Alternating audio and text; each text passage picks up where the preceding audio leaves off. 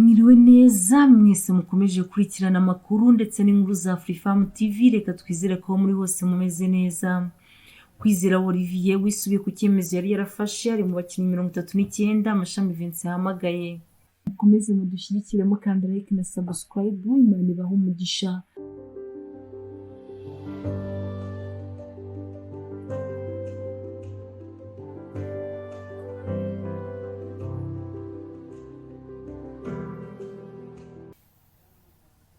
Umutoza w'ikipe y'igihugu Amavubi Mashami Vincent yahamagaye abakinnyi 39 gutegura imikino ibiri yo gushaka itike y'igikombe cy'isi.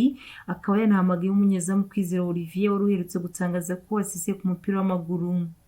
Kuri wa kane tariki ya 12 Kamena 2021 nibwo umutoza w'ikipe y'igihugu Amavubi Mashami Vincent yatangaje urutonde rugizwe n'abakinnyi 39 mu rwego rwo kwitegura imikino yo gushaka itike y'igikombe cy'isi kizabera muri Qatar 2022.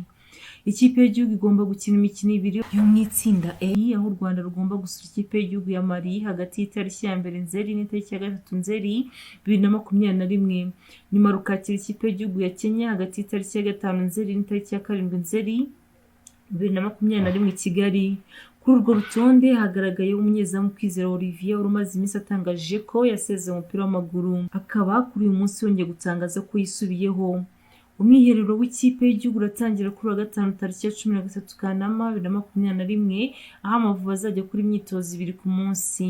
Ikazajya ikorerwa kuri Stade Amahoro ndetse na Stade ya Kigali. Mu banyezamu bahamagawe harimo Mvuyekure Emery, Buhake Twizere Clement, Ndayishimiye Eric, Kwizera Olivier na Ntwari Fiacre. Abakinnyi b'inyuma harimo Ombolenga Fitina, Rukundo Denis, Manishimwe Emmanuel, Rutanga Eric, Rwatubyaye Abdul, Mutsinzi Ange, Nirisarike Salomo. Naho mu bakinnyi b'imbere harimo Kagire Meddy, Tuyisenge Jacques, Byiringiro Ragi, Iradukunda Jean Bertrand, Mugunga Yves, Hakizimana Muhadjiri, Twizerimana Onesme, Nshuti Dominique Savio, Kwitonda Hare na Nshuti Innocent.